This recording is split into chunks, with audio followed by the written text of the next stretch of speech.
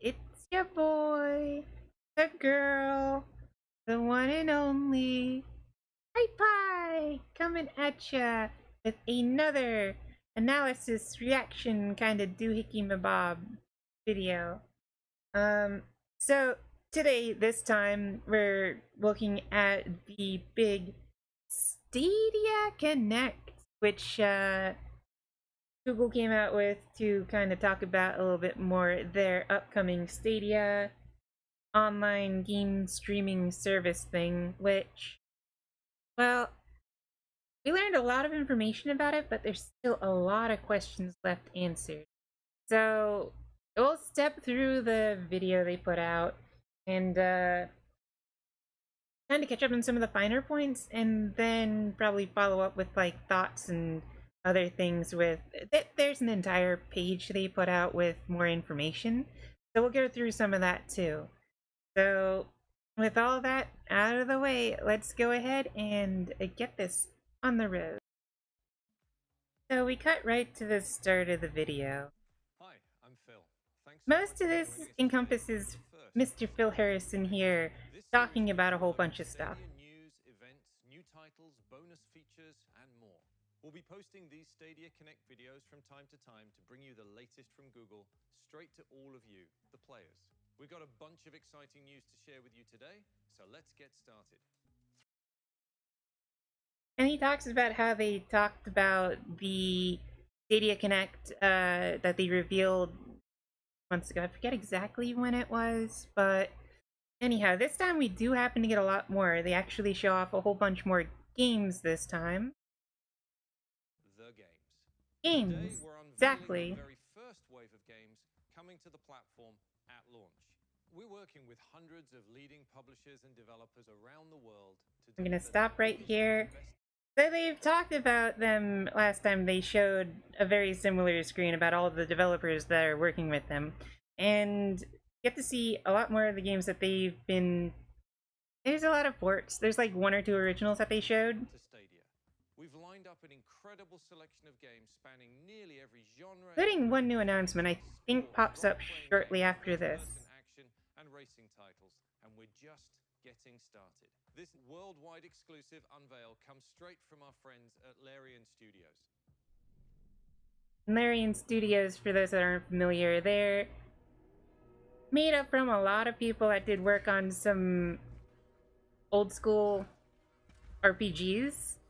I'm not gonna spoil it, but the most recent thing is the Divinity Original Sin 2 game. So we'll sit through and watch this trailer because it's interesting and I don't see why we wouldn't. At first thought, I almost thought this was a Game of Thrones thing. But then this happened and I'm like, oh, this is something else.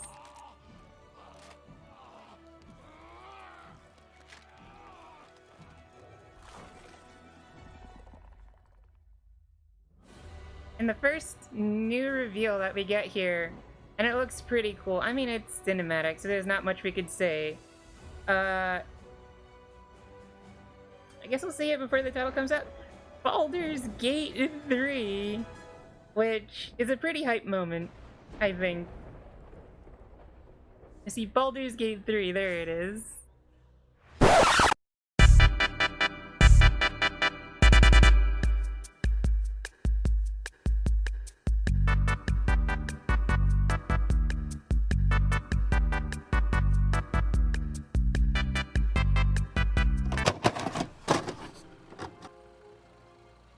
Okay, and then this one, I guess the most apt way to describe this one, moving simulator, the game, but silly?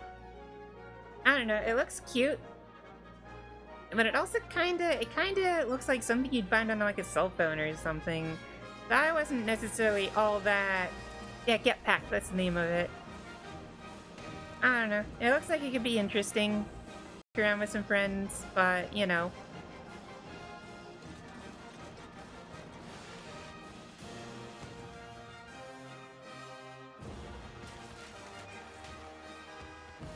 It doesn't look egregious or anything.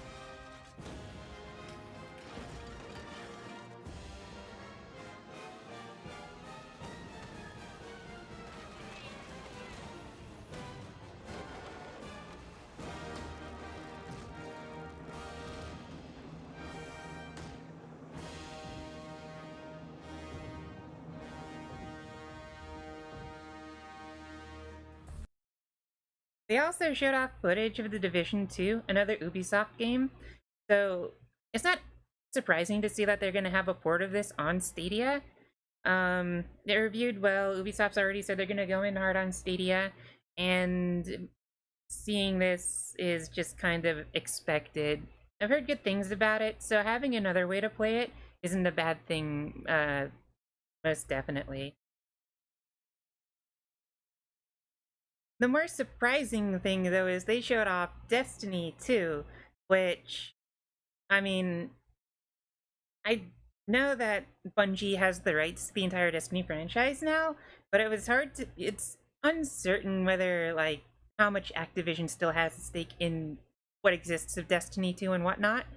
But not only did they announce that Destiny 2 is going to be on Stadia, they announced it's going to include every single piece of the DLC, including the upcoming annual pass, which they did show a trailer for that as a part of this, which I'm going to gloss over here. You can go check that out on your own if you want to see it. But the other interesting thing they announced in relation to Destiny was you'll be able to transfer your Destiny Guardian to this right here. other platforms. I'm gonna pause it. We're gonna back it up just a tinge. And as we see here along the bottom, it says that transfers from PlayStation 4 to Stadia are pending on approval from Sony. So, I mean, blame Sony once again for not playing nice with everyone, maybe? You'll see. But the fact that they're offering, like, transfers of existing accounts and characters is a pretty nice bonus to that. We'll have much more to come soon, including additional announcements from some of the world's best game publishers. And we're gonna pause it right here, because even though it's a big scroll of, like, logos and stuff, there's actually some really interesting little catches here. NBA 2K, we got the Mortal Kombat logo, Tomb Raider, stuff from Capcom, Deep Silver, Metro series confirmed all the way up there, Destiny 2, it's kinda hard to see right next to his elbow, there's Borderlands 3, Rockstar, Doom was already confirmed, WB, Final Fantasy, Sega. There's a lot of stuff here, and there's one last little bit of trailer they show for, like, games themselves, which comes up in a moment here. Listen up already. And this is the big dump. There's a lot of logos there. Final Fantasy, Elder Scrolls Online, got Assassin's Creed here, there's The Division, Destiny, more Assassin's Creed, Doom, I think that was Doom, might have been Baldur's Gate, Mortal Kombat, Tomb Raider. So it looks like they're going to be hitting hard with some of the games that come out. There's Dragon Ball, the Power Rangers fighting game. It's really interesting to see fighting games come for this, because hopefully it's Final Fantasy 15. Hopefully it's a sign that the latency really is all there. And I know that the beta went really well because I was a part of it. Actually talked about it a little bit more in a previous video. I'll put a link up in the corner of the video. I should be able to get a link up in the corner of the video. But that was just with Assassin's Creed Odyssey, which isn't necessarily the most latency dependent game. But, you know, it's whatever. Of course, we just went over the games so far, and they did also talk a little bit about pricing, which I'm actually going to skip over to. They put out a large, like, let's say document. They put out a site with more information, which is right over here. And this is the site for what they put out, the Stadia Founders Edition, which As you can see up in the corner there, it's going to be a $129 package. And they detail this in the video, but we can see it all. One of the Stadia controllers, which it has built-in Wi-Fi. So I guess it connects directly, although I don't know why that would help with latency or anything.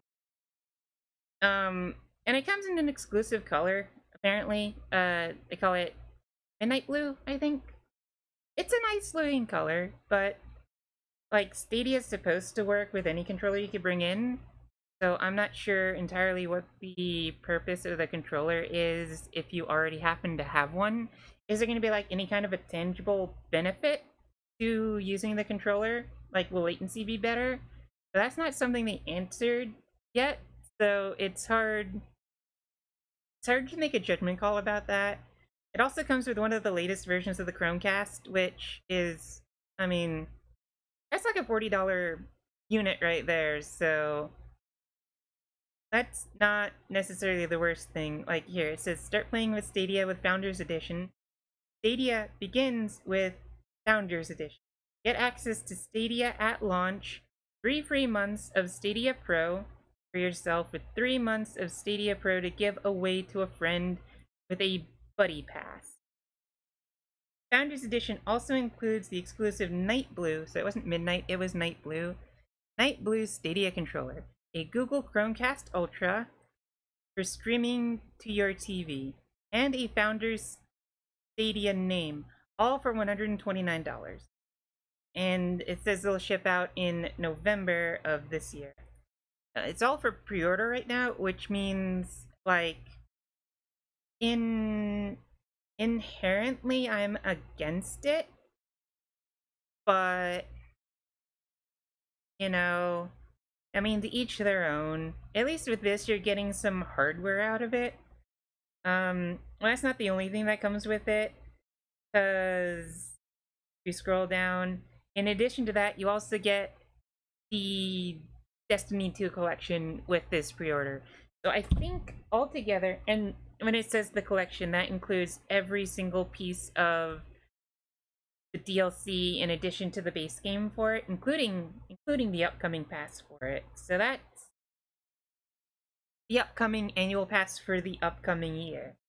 So, I mean, it does seem like a good value on the surface, but there's still a lot of kind of unanswered questions, especially when it comes to like performance and how it's gonna do. Because, I mean, saying it worked good in the beta is one thing, but when it actually comes out, there could be differences there. I wouldn't anticipate it working any worse than it did during the beta, but once again, these are questions that are left unanswered. Of course, it mentions Stadia Pro, and this is something they went over in the video itself.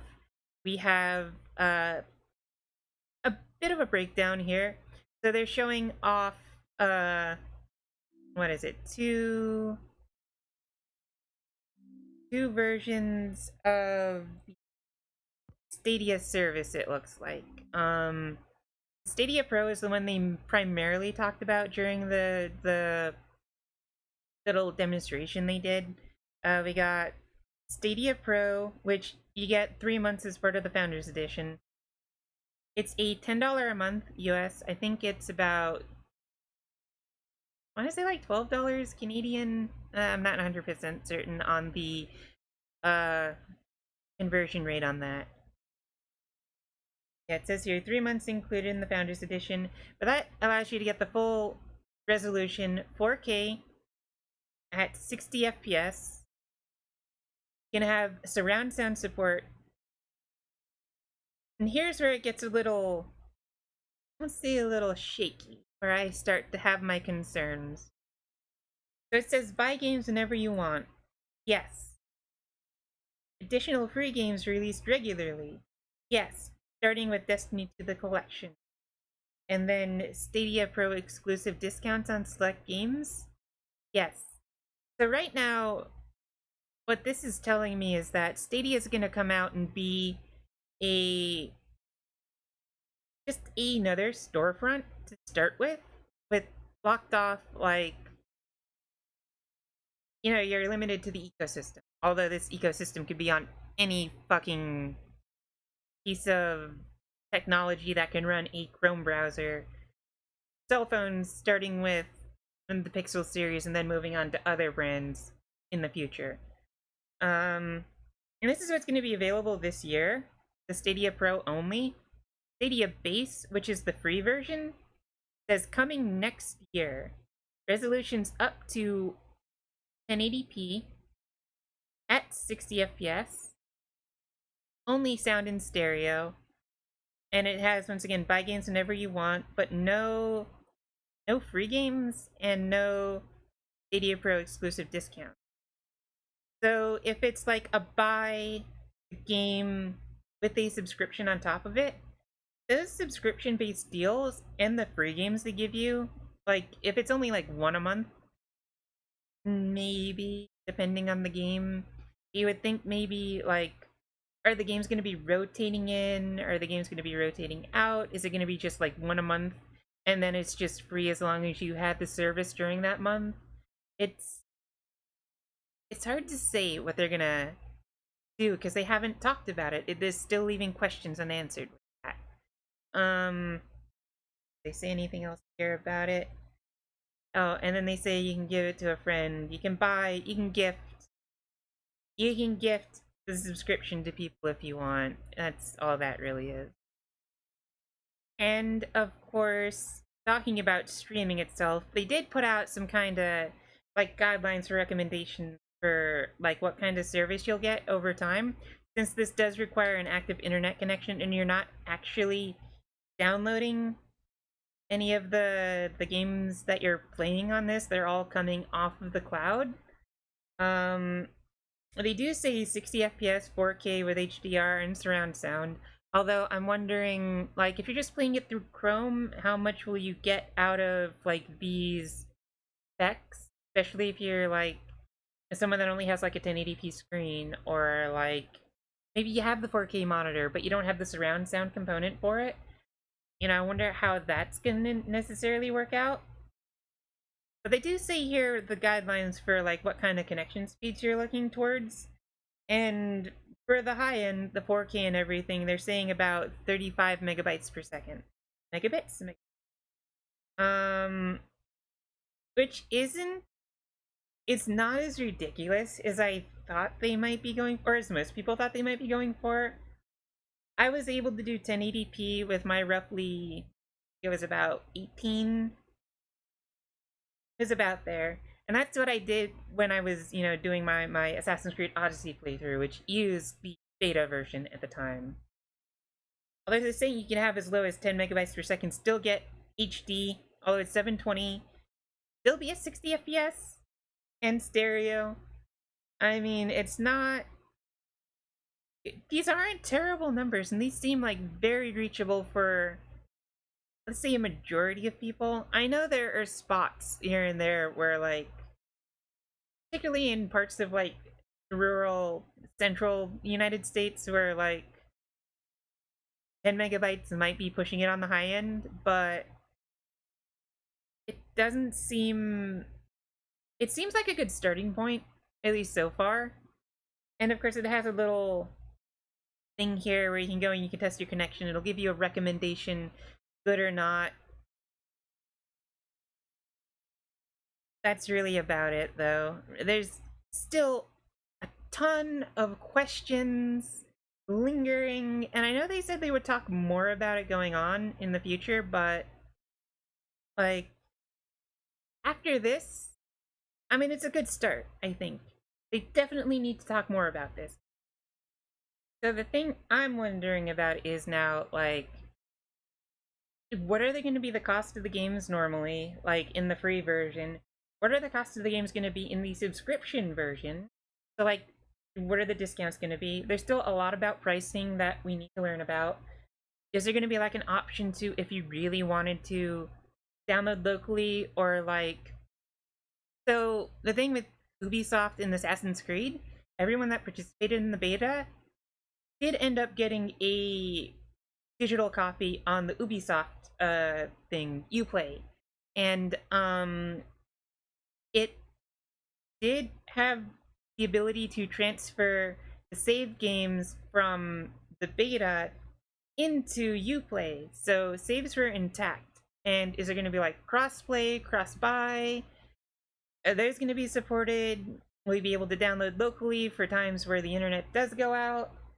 Are there going to be wait times to play the games? Because, like, you know, how many data servers are they going to have and how many people are going to be using that? How hard are things going to be hit? There's still a lot of unanswered questions that really need to be resolved well in advance of the launch of the service to really kind of inspire confidence, let's say. Because, like, they say it's supposed to be convenient, and some of the pricing does seem like the subscription pricing doesn't seem ridiculous. $10 for like games that you could just play on a whim on any device that you can run the Stadia with. Like anything that can run a Chromecast, anything that can run a Chrome browser. That's a phenomenal deal. But if you still have to buy games to run in addition to that subscription cost, if those games are still really expensive or even close to, like, I would say even if they're half the price, that still kind of doesn't make for a very good argument for the service just from a, you know, a monetary perspective. Maybe they're banking on the convenience thing a whole lot. It could be.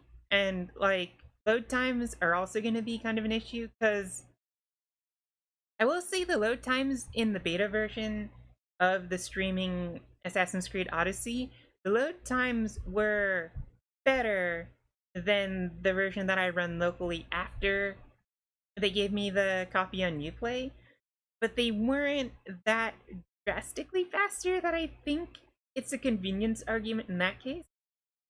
Being able to start up a game without downloading it is a cool idea, but, like, is it enough? Will it justify the price? These are questions that we don't have answers to at the moment. I will say though, after this, I'm really excited to see what Microsoft has to announce later this weekend with their Xbox Now, or whatever they're calling their version. Because, I mean, if Microsoft doesn't put up, like, a really competitive edge in relation to Stadia, then, like, I don't know. It might not be looking too bright for the cloud gaming future just yet.